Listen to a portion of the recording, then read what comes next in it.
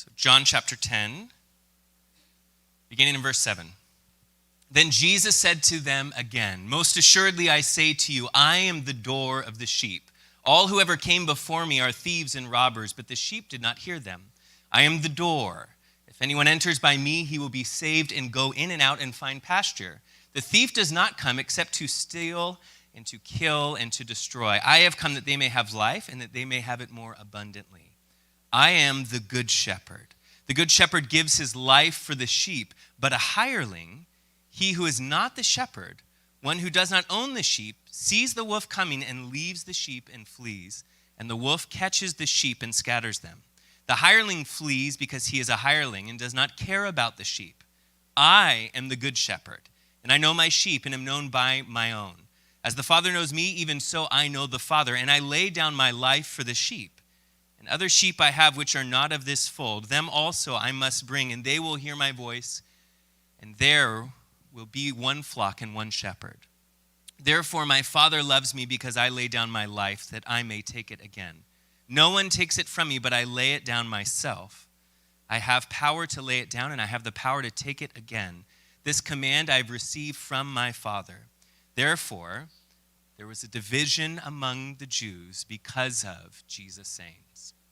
Why don't you take a seat? If I were to greet you this morning by referring to you as a sheep, how would that feel? Oh, that's terrible. What comes to mind for you, though, if that's how you were referred to, as a sheep? What would you feel is being implied about you? Is it that you'd assume that people are thinking of you that you blindly follow? Is it your intelligence that they're calling into question by calling you a sheep? Is it that you really ought not to be left alone with any decision-making power in life? Is that what they're trying to say if they called you a sheep? Well, we're in a series that we've entitled Jesus in His Own Words, looking at Jesus' own statements about himself. These autobiographical statements that Jesus makes that allow him to clearly introduce himself to us, which is great and helpful because it removes any guesswork that we might have about who Jesus is and what he came to do. And so Jesus, 7 times in the Gospel of John, makes these I am statements where he communicates who he is and what he came to do. And the one that we discussed today is recorded in John chapter 10, verse 11, where Jesus says, I am the good shepherd. And then he says, the good shepherd lays his life down for his sheep. Now, you might remember from our last time together that Jesus is saying these words while speaking to a man who had just been told that the door to the synagogue, to the place that the community went to meet with God, really their church, had been closed to him for good. He had been excommunicated for his testimony that Jesus had healed him and miraculously given him his sight.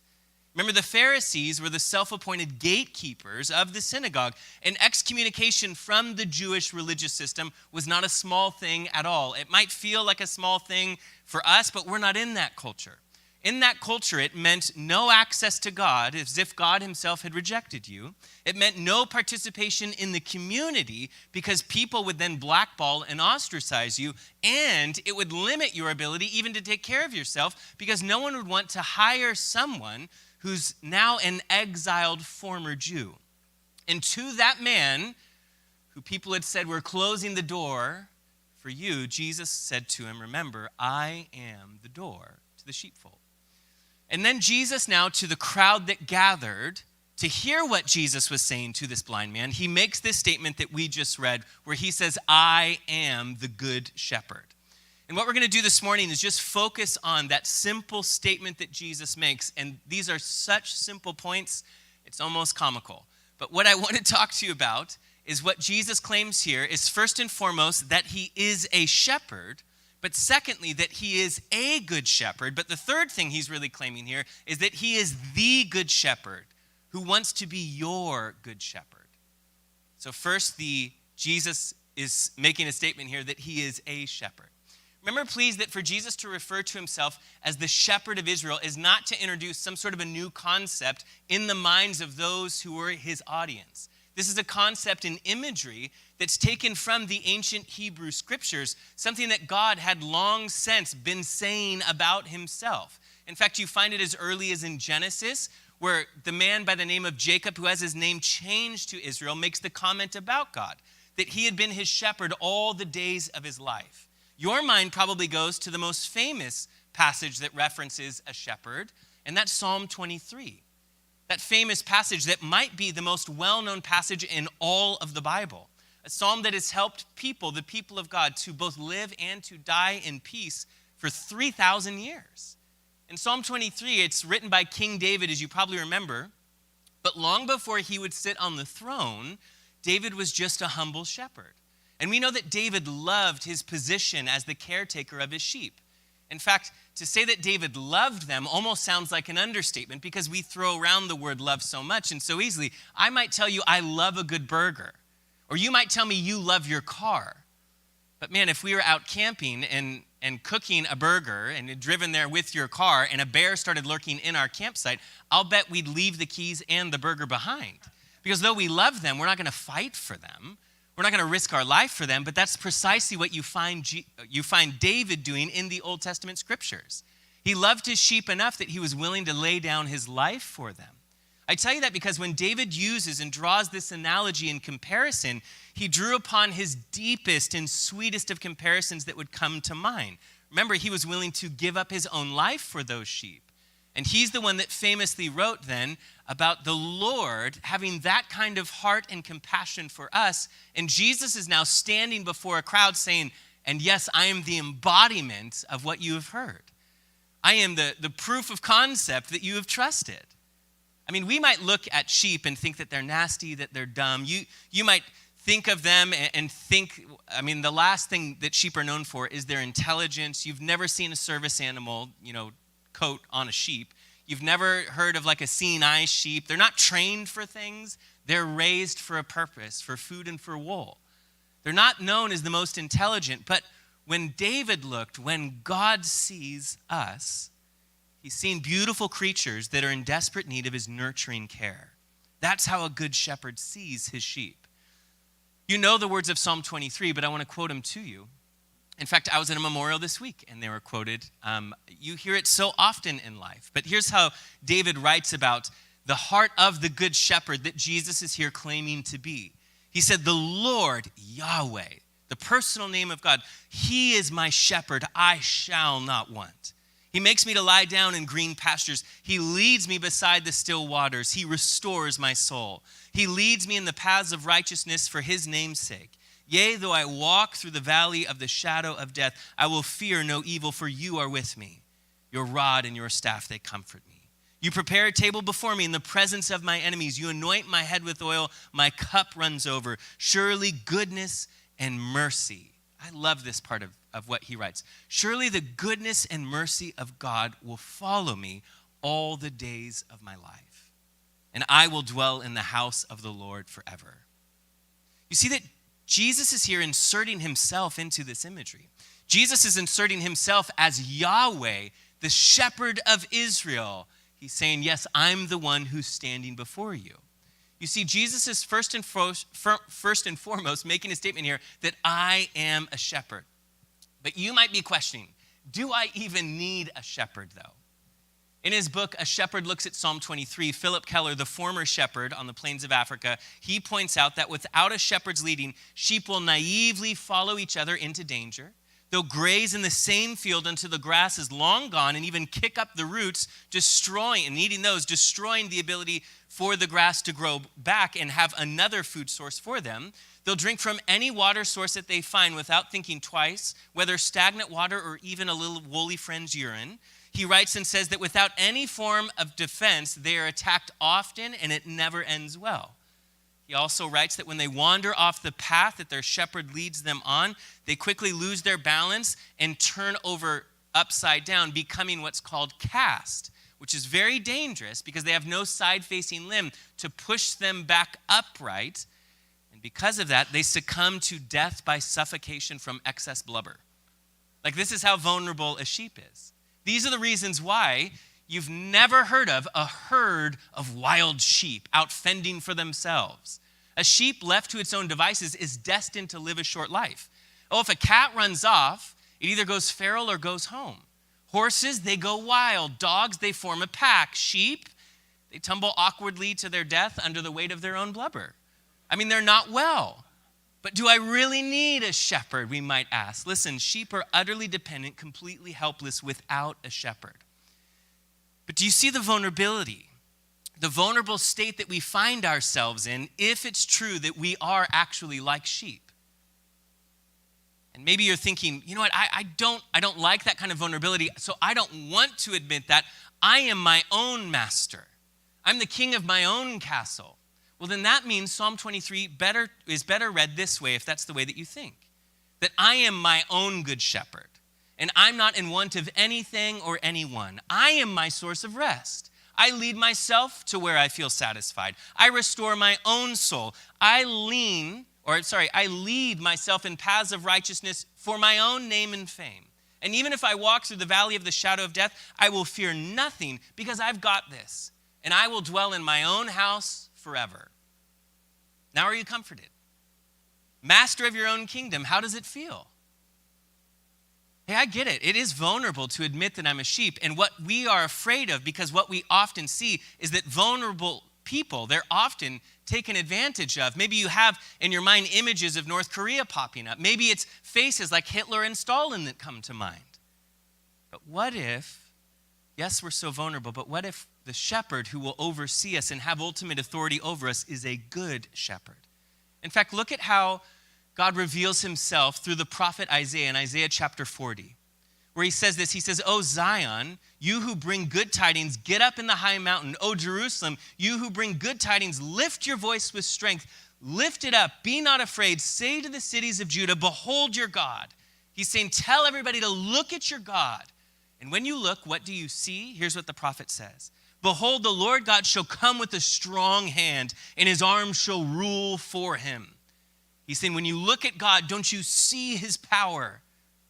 Behold, his reward is with him, and his work before him. But look at what he'll do. Yes, look at his power, but look at what he'll do. He will feed his flock like a shepherd.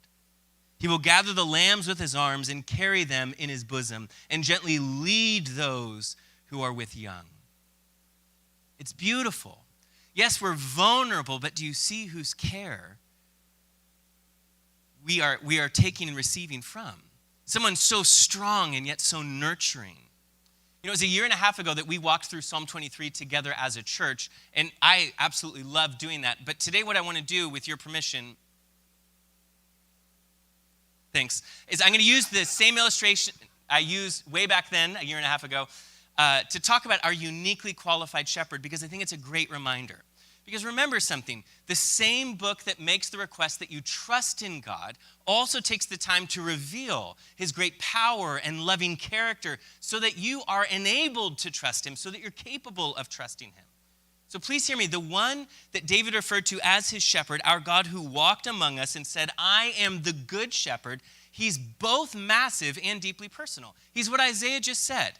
He has massive power to bring about the results he desires, and at the same time, he leads us with gentleness and care, like a shepherd walking with his sheep. He's massive. Isaiah 40, it uses picturesque language in saying that he's so massive that he can measure the universe in the span of his hand. Listen, you might have arrived here this morning at church feeling very overwhelmed because your problems are huge and they are overwhelming for you. But can I remind you that the God who measures the universe in the span of his hand says that he wants to be your good shepherd. He wants to be your caregiver. He wants to be the one that's going to meet your needs. Because listen, when we're overwhelmed and often struck with then the humbling realization that comes with it, that we're small and lacking any real significant power to make things happen or play out in the way that we want. I mean, I don't know how often you think this way, but I do. It seems like every time I'm overwhelmed, I'm like, who am I amongst 8 billion people? Like, how am I I'm leaning on my own ability to pull things together and make things happen. There's 8 billion people on the planet. None of them seem to have the ability to do that. Or what can I do, I start to think, when I'm just a speck of dust on a massive planet that we call Earth. And the Earth really is that. It's massive and very unique, and it's beautiful, and even a very large place. In fact, the Earth is 8,000 miles in diameter. We're nearly twice the size of Mars and still 300 miles greater in diameter than Venus. And although large to us, and even large to some of our near neighbors, it's not very large. The Earth isn't in comparison to the rest of our solar system. I mean, if you look at the Earth next to or in comparison to our sun's diameter is 864,000 miles across, whereas the Earth is just 8,000 miles across. Which means that if the sun were used as a piggy bank, you could place 1 million planet Earths inside of it. Or if you crushed up planet Earth into little fine powder, which is a little dark, I know, but you could then put 1.3 million of them inside of the sun. The Earth is really just a speck of dust in comparison to the sun. And sure, our sun, it looks massive when compared to the Earth, but not when compared to other planets like Sirius or Pollux or Arcturus. I mean, look at the sun in comparison to the star known as Sirius. It's nearly 25 times more luminous than the sun. And then there's Pollux. It's actually visible from Earth because of its enormity, because of just how massive it is. But then there's the monster known as Arcturus. But my goodness, bigger than them all is the planet that we call Betelgeuse. It's a monster of a planet. The Earth is over 24,000 miles in circumference. That's pretty big. Jupiter, 278,000 miles in circumference. That's huge. The sun, 2.7 million miles in circumference. But Betelgeuse is over 675 million miles in circumference. I tried to do the math at how long it would take me to drive around that massive planet. The math was too hard, so I didn't do it. And yet Betelgeuse isn't even half the size of Canis Majoris. It's the largest known star in our galaxy. But the crazy thing is we haven't even left our own galaxy yet. On September the 3rd in 2003, the Hubble Space Telescope began pointing its camera at a small dark area in the night sky. The area, it's only about 1/10 the size of our full moon, appeared to be complete blackness with no stars visible to the naked eye. But Hubble, this amazing telescope, kept its camera pointed there for over 4 months, taking in all the light that it could. And this is what it saw. With each dot in this image believing to represent an entire galaxy. And each galaxy containing up to 1 trillion stars. These were the most distant objects ever photographed, more than 13 billion light years away, until the summer of 2022, when NASA released a photo of their new James Webb telescope. This new technology allows us to see much further in time, or further back in time and farther out into space than Hubble ever could, with nearly 3 times more capacity to do so. That same patch of night sky that Hubble had focused his lens on is about the equivalent of what would be obstructed if you held a grain of sand at an arm's length out in front of you and looked towards the night sky, but it looked at that same area, and this is the image it brought back. This is what it saw. And during the presentation where the first images were released, this image was first shown, Webb project scientist Jane Rigby said, "For Webb, there is no blank sky. Everywhere this telescope looks, it sees distant galaxies." One of the most impressive feats that it made was that it spotted a galaxy nearly 35 billion light years away. There's a man by the name of Carl Sagan. He's a world-famous astronomer. He said that the total number of stars in the universe is greater than all the grains of sand on all the beaches of planet Earth. That is enough stars for every person alive on planet Earth to personally own approximately 2 trillion stars each. If you counted at a rate of 10 stars per second, it would take you over 100 trillion years to count them all. The amazing thing is, Carl Sagan, the man who had that famous quote, and all of the math that he did with it, were before either Hubble or Webb looked into the dark night sky, blowing his numbers out of the water. And yet, here's the amazing thing. Christ is the creator of all. Your good shepherd is the sustainer of all. Colossians says, by him all things consist. I remember Isaiah 40 says that he could metaphorically stand back and measure the universe in the span of his hand. It should impress us. It should amaze us. It should cause us to trust him. David, the shepherd king, he penned these words in Psalm 8. He said, "When I consider your heavens, the work of your fingers, the moon and the stars, which you have ordained, that you've set in place," he's saying, "what is man that you are mindful of him? And the Son of Man that you would visit him, that you'd be concerned with him, that you'd care for him." Listen, when you slow down to think about this, isn't it really unnecessary, silly, even foolish that we're so overwhelmed in moments because things are too big for us to handle? You know, on Wednesday, I came home from a memorial, and I was greeted at the door by a hysterical young woman. My 7-year-old daughter was in tears and legitimately inconsolable, laying on the ground in the garage crying. My wife throwing her hands in the air like she's been doing this for so long. I don't even know what to tell you. The tears were all over a lost tooth. I mean, she'd lost a tooth, but then she misplaced her tooth and was very, very concerned that would mean that the tooth fairy would not have a tooth to find and $1 to leave behind. And so I looked at my wife and said, that's it, I'm telling her. I'm telling her that her mother is the tooth fairy, and we're done with this once and for all. Instead, though, her mom's more compassionate than me. She instructed her to write a note explaining this dire predicament. And so I stole the notes, and I'm reading it to you here. Dear Tooth Fairy, I'm sorry I don't have my tooth. I was walking in the hallway, and it fell out of my necklace, which just sounds barbaric, but it held the tooth. I don't know. Will you still give me, turn over, will you still give me money, ? Love, Declan. And then drew a big heart. She also wrote, here is a Pokemon coin. Love, Declan. Now, thankfully for Declan, the next day the note was missing. We took the Pokemon coin, didn't know what to do with it, left her $1, and the world was right again until she said to her mom later that day, I can't believe the tooth fairy took my coin. Well, that was on you. That was your call. Listen, as an adult, how do I reason with a child who's inconsolable and irrational? How do I do anything other than roll my eyes? Because the thing that's brought her world to an end is such a small thing. It's the fear of missing out on a single dollar. And in the end, I'm rolling my eyes at her because she's worked up over a perceived tragedy that isn't even reality. She's worked up about a fictitious fairy coming into her room to leave $1 behind. My friends, with great respect and the tone of a shepherd who loves you, may I suggest that sometimes myself included, our stressors and tragedies and perceived tragedies are also unnecessarily inflated when the Lord is your shepherd. Because he's massive and limitless in what he can do to provide for us. I mean, think about it. It really is unnecessary and silly, even foolish, that we're so easily overwhelmed by things that are too big for us. We freak out because we don't know what to do, but we forget that God does know what to do and that God is so much bigger than our problems. It's as if he isn't able to help us. It's as if he's too small to fix it, as if he's too weak to handle it. Jesus said it this way, do not be afraid, little flock, for your Father has chosen gladly to give you the kingdom.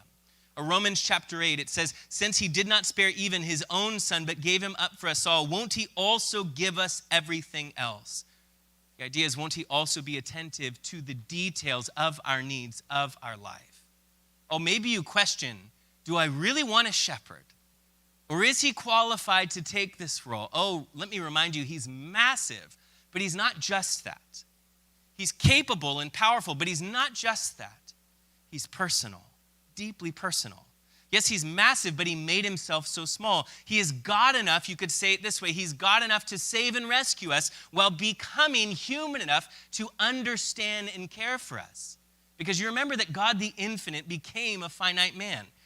You see, our perception of God, of how he thinks and what he feels, it dramatically changed because of Jesus. Because Jesus came and because Jesus was willing to suffer for us. You see, the cross takes the God whom we needed to be big enough to measure the universe in the span of his hand. But the cross makes him small enough and personable enough to place his arm around us when we suffer and gently whisper to us that I understand. You see, when Jesus came, he became the visible expression of our invisible God. But when Jesus suffered, he not only paved the way for me to be forgiven and accepted by that God, but he also proved that that God understands me and that he draws near me in my pain. Oh, is he qualified to be my shepherd? He is massive and yet also deeply personal. Author Dallas Willard, in a beautiful book entitled Life Without Lack, he wrote it this way. He says, once you begin to have an impression of who God truly is, everything else fades into insignificance. When the bountiful sufficiency of God in himself and the glorious realm of his kingdom are continuously brought before the mind, it puts everything else in its proper place and opens us to a life in which we find God more than capable of supplying everything we need. Oh, we need a shepherd. And remember, please, the quality of the sheep is completely contingent upon the care and the character of the shepherd who's caring for them. Because under one man's care, sheep could suffer. They could starve and deal with hardship constantly. Whereas that same group of sheep under another shepherd's care, under a good shepherd's care, could thrive and be contented and at rest. And here we find Jesus saying, I am the good shepherd. Oh, he's a shepherd and we need one. But the second thing is he's a good one. He's a good shepherd. You see, a shepherd by definition is someone who is preoccupied with the care of another. And in our text in John 10, Jesus contrasts himself with those who are bad and even false shepherds. Did you notice that? Now, in the Old Testament, you find that some of the nation's leaders were referred to as shepherds. People like Moses and Joshua and David, the shepherd king, as well as the prophets and the priests in the Old Testament were referred to as being the shepherds of God's people. In the New Testament, you find that those appointed to oversee and lead the church are referred to also as shepherds. In fact, the title pastor is just the Latin word for shepherd. For God to then refer to spiritual leaders as shepherds, it communicates that they are called to serve and care for the souls of people in the way that a shepherd would care for his sheep. In our story and text today, Jesus, what he does is he draws a contrast between himself and his care for people that's motivated by love and the religious leaders of his day, specifically the Pharisees, who, remember, had just excommunicated a blind guy from the church because he was healed and gave credit to Jesus. He refers to them, in contrast to him being a good shepherd, he says they're like a hireling. They're just a hired help, rather than true shepherds, because they don't actually care about the sheep that have been entrusted to them. No, they don't really care. In fact, when you think about in the story that's playing out before us, it's very clear that these people, the religious leaders, were not concerned about the truth, or they would have investigated, did Jesus in fact do this miracle? And if their investigation found that it was true, they would have echoed the testimony that it was true. They didn't care about the truth, nor did they care about the man who had the best moment in his life just happen. He's been made well and whole. He can see for the first time in his life, but they didn't care about him because they were so quick to push him aside because their only real concern was the retention of their power and authority and influence that they held in that culture. And for Jesus to come along doing more than they could was a threat and a danger to that power, authority, and sway in the culture. And Jesus took serious issue with that. In fact, he's publicly calling them out for it here. And unfortunately, this is not a new problem that first surfaced in Jesus' day of having bad shepherds. And unfortunately, it's not an old problem, we would say from our perspective in a modern setting. It's not an old problem that's relegated to Jesus' day of having bad shepherds at times in positions of power. I'm certain it's not a new problem, and I say that because the Old Testament prophets handed out similar rebukes to some of Israel's bad leaders. You find it in Ezekiel 34 and in Jeremiah 23, which I referenced last week, and it was our call to worship last week, where God publicly chastises bad shepherds, blaming them for driving people, the people away from God rather than leading people to God.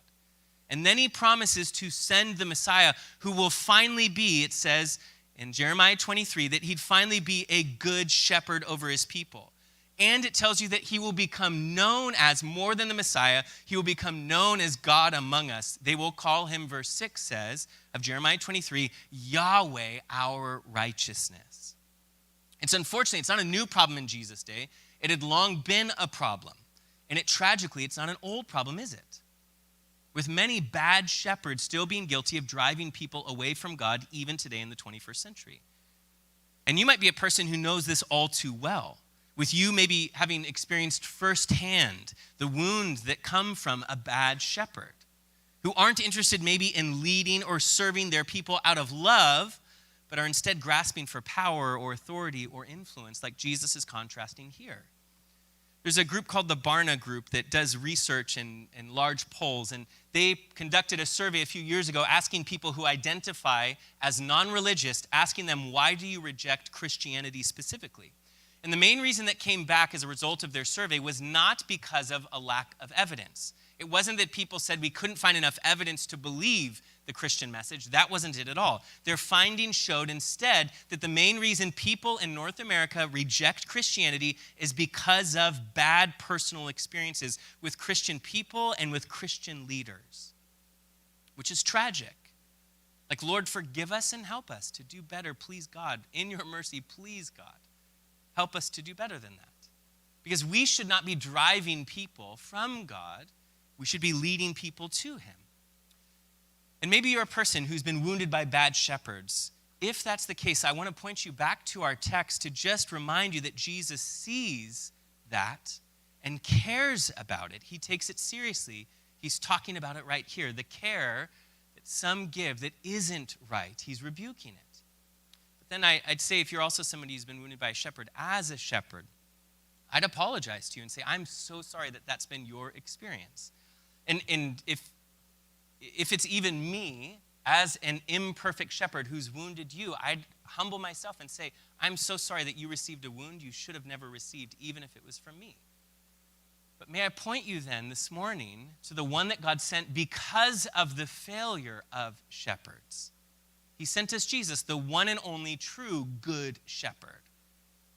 Please don't allow the failures and hypocrisy of others to drive you away from the good shepherd. Allow them to drive you to the good shepherd. I was just in a meeting 2 weeks ago, or maybe it's been 3 now, in my duties as chaplain with the city. And in that meeting, there was a man addressing a room full of people. And as he was addressing them, he rolled into a story that I wasn't even sure how it was connected to what he was talking about or the information he was presenting. And honestly, after hearing the story, I'm still not quite sure. But he got off his chest this story from his childhood about growing up in church in a little country community and the whole town being a part of this one local church. And that he, as a young boy, as he was finishing grade school, he remembers that the man who was leading that church was found out as a fraud. And that every detail of his life had been a lie, and he'd been living this double life and was leaving the town and leaving the church. And the man referenced it and then said that he hadn't been back since then. He implied that he hadn't been back to church ever since then. And then even jokingly commented, I know the chaplain's in the back, we'll probably talk about this later. And then he went back to his presentation. It was so interesting that he just needed to get off his chest that a wound from a shepherd has left him outside the flock. Listen, before we move on from this topic of bad shepherds, I just want to address you as, yes, an imperfect one here at our church. And I'll be quick to admit, I am imperfect as a shepherd for sure.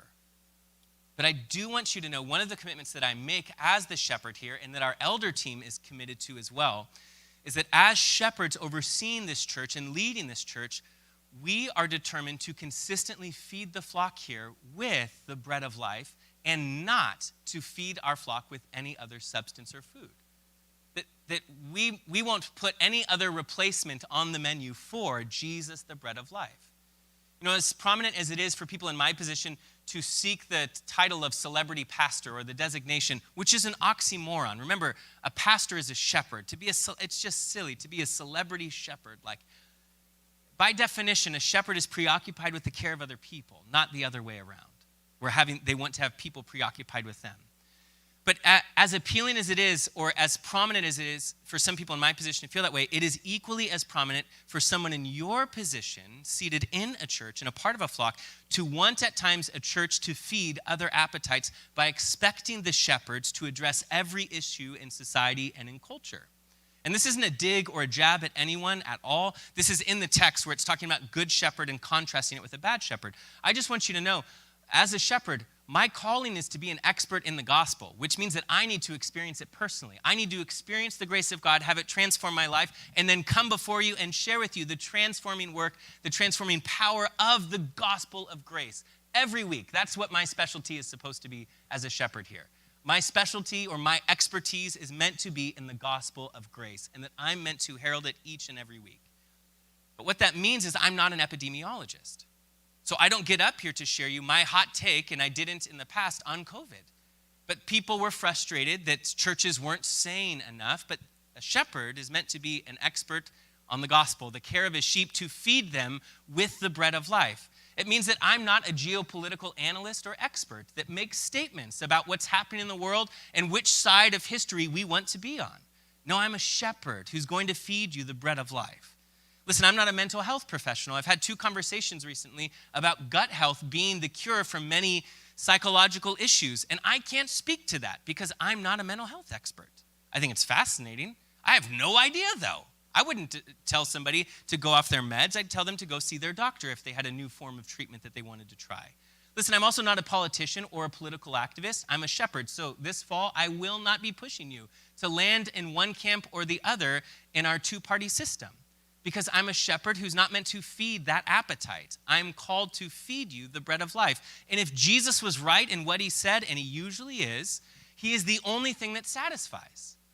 And so if I feed those other appetites, or if a shepherd feeds those other appetites, oh, you'll crave more of it. People will. Churches will crave more of it. You can build a brand on it, but it doesn't satisfy.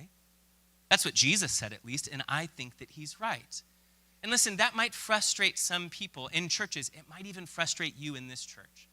That there are things that you have a craving for that you don't hear from us, but it's because we're determined to stay in our lane, which as shepherds is to nurture and care for sheep, and we believe that the chief shepherd is who ultimately does that as we feed you him, as we point you back to Jesus and his grace, as we feed you the bread of life again and again and again. Oh, do we have a reason to join the psalmist in boasting of the fact that I have the Lord as my shepherd? Listen, he's not just a shepherd. Make no mistake, he's a good shepherd, but let's land the plane by just agreeing with this. He's ultimately the shepherd. The good shepherd, and what he wants is to be your good shepherd. Listen, don't overlook the fact that Jesus here, calling himself the good shepherd, is making a statement about proximity and intimacy. He doesn't say, I'm the good astronaut who's off in space far from you, but I might send a message at times. A shepherd smells of sheep because they're surrounded by them. Listen, the shepherd is available. It's speaking of proximity and intimacy. That's what he's offering to you if he's taking the form of a shepherd. I mean, even think back in Psalm 23, that the psalmist does not say, it is the Lord our shepherd, a collective our. No, he says, he is my shepherd. You see, the point he's making in Psalm 23 is not that he is our shepherd, although he is. The point that David and God himself wanted us to be clear on is that he wants to be your shepherd. It's Paul writing in Galatians chapter 2, verse 20, where he says that the life which I now live in the flesh, I live by faith in the Son of God who loved me and gave himself for me. Do you see how he personalized it? It's John the Apostle referring to himself often as the one whom Jesus loved. John wasn't a narcissist. He was someone who was floored by and shaped by the reality that Jesus loved him. That he knew him and loved him. There is no we or our at all in Psalm 23. In fact, 16 times this psalmist will use singular and personal terms to describe God's care. It's neither selfish nor narcissistic. It's beautifully, personally comforting to us that he is my good shepherd. You see, if the psalmist were to have removed the word my and merely said, the Lord is a good shepherd, then his statement would prove to be too vague to produce any gratitude in our hearts, or to dispel any fears that we carry, or to lift every weary head that would be present here today. But it's not what the psalmist clearly boasts of and proclaims. No, he says, he is my shepherd. My friends, the gospel of Jesus carries the beautiful promise of the nearness and attentiveness of God for you. In fact, in John 10, this is as Jesus says it in his own words. He says, the Father knows me, verse 15, even so I know the Father and lay down my life for the sheep, and other sheep I have which are not of this fold. Them also I must bring, and they will hear my voice, and there will be one flock and one shepherd. Therefore my Father loves me because I lay down my life that I might take it again. When he says here, he's commenting on there is other sheep. He's undoubtedly referring to the Gentile world that will be included in the family of God and in the flock of God. But also, those other future sheep he's referencing, they undoubtedly include you and me if we place our trust in our good shepherd, Jesus. And if you want to know whether or not he is your good shepherd, then the test would be, are you able to echo David's statement of contentment? Are you able to say what he said? He is my good shepherd, and because of that, I am not in want. Remember, that's what he said, I shall not want. Please hear me, our ability to echo David's statement is not rooted in the ease of our life, nor the balance that's found in our bank account, nor even the relational status that you hold at this present moment. Your ability to echo that statement, that sentiment that I shall not be in want, it has everything to do with our trust in the quality of his care and our confidence in his ability to lead us to a good and bright and glorious future as a good shepherd would. You see, my complaints about my circumstances may not be a complaint against circumstances at all. It may be that I'm calling into question my shepherd's character and his ability to manage my care. I shall not be in want. Want is a comparative term. A poor man, he might only want $10 in his hand, whereas a rich man, he might want another 10 million in his bank account. But what if we are freed from each want? But what if our identity and security were no longer rooted in things that were shifting like a stock market, or things that are decaying like our beauty, or things that are corroding like the car that we drive or the home that we live in? What if our security and significance was no longer wrapped in what we have, but it was instead found in who has us? A wonderful good shepherd who loves us and promises to care for us. And a good shepherd who has proven that he will make good on his promises to us by demonstrating the depths of love he has for us. As Jesus said, because the good shepherd lays down his life for his sheep. Oh, are you a contented sheep today who can lie down today in green pastures, who can rest contented, not stressed and driven by fear of scarcity? Because that kind of rest is not based on the reality of your circumstances, nor the pace or ease of your life. No, that kind of rest has everything to do with the dwelling place of your mind. You see, the question is, do I trust and look to my good shepherd who's more than capable because, yes, he's massive, but he is undoubtedly so personal and nurturing as well. Oh, have you found in Christ the resting place for your soul? It's who and what he can and wants to be in your life. If you haven't done so already, why don't you close your Bible? Jesus said, I am the good shepherd. But is there a cost? Is there a cost involved in him being my good shepherd? Well, it required that the shepherd would first willingly become the lamb. You see, to function in this intimate role of my shepherd, he first had to become my sacrificial lamb. For me to be brought under his care, Jesus had to take my place under his condemnation. Isaiah 53 verse 6 says it this way, all we like sheep have gone astray. We have turned everyone to his own way, and the Lord has laid on him the iniquity of us all. He was oppressed and he was afflicted, yet he opened not his mouth. He was led as a lamb to the slaughter, and as a sheep before its shearers is silent, so he opened not his mouth. He was taken from prison and from judgment, and who will declare his generation? For he was cut off from the land of the living. For the transgressions of my people he was stricken. What does it cost? Well, it cost the shepherd to first become the sheep. He first had to become a sacrificial lamb. And it requires that I willingly entrust myself over to his leadership and care. Oh, most of us, we love the imagery of Jesus the lifeguard who jumps in the water to rescue us. But most of us, the truth is, we choke on the thought of Jesus as our Lord, the one who gets to call the shots in our life and in our decision making. But that is Jesus' rightful place, both where he belongs and what he demands. And to echo the statement that the Lord is my shepherd, the psalmist is not saying here that I have a great shepherd. He's saying a great shepherd has me. I've entrusted myself to him. I've allowed him to take the place of authority in my life. Where he leads, I will follow. Listen, for him to be my shepherd does not make him my possession. It means that I am his possession. And I belong to him because he created me. The Psalms, it says, know the Lord that he is God. It is he who made us and we not ourselves. And we are his people and the sheep of his pasture. It's not just that he made me, though. It's that he also purchased me. He purchased me. In 1 Peter, it says, the ransom he paid for you was not silver or gold. It was the precious blood of Jesus Christ. Listen, if the sheep were merely a gift to the shepherd, we couldn't be sure of our real value to him, nor of the kind of care that he would provide for us. But we weren't a gift. We were purchased at a high price. And Jesus said, and I am the good shepherd, and the good shepherd gives his life for his sheep. My friends, he's worthy of your trust today and every day. Your good shepherd, he deserves the position not just of Savior, but of Lord and Master of your life. And so, Jesus, we thank you that this is who you are. You, our good shepherd. You, my good shepherd. God, I thank you for the relief that that brings me. I thank you for the peace that that causes in me. That I know that I have someone else looking out for my best interest. I have someone else who knows more than me, who has more power than me, and who loves me so deeply, who's leading my life.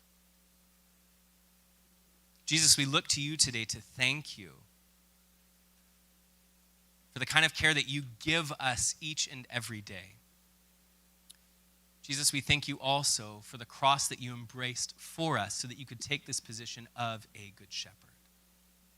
So Jesus, we thank you today. You know, in the next couple of minutes, we're going to close and worship together. And I would just encourage you to find a posture that best reflects your own heart right now in this moment as you think about having Jesus as a good shepherd. And maybe what you need to do is you need to kneel and say to him, Jesus, as we sing this, I pray and sing to you, saying, be Lord of my life. Take the position of authority. Or maybe you need to stand and praise him just to give thanks that you have a good shepherd who's more than capable of taking care of your every need and who loves you so very much.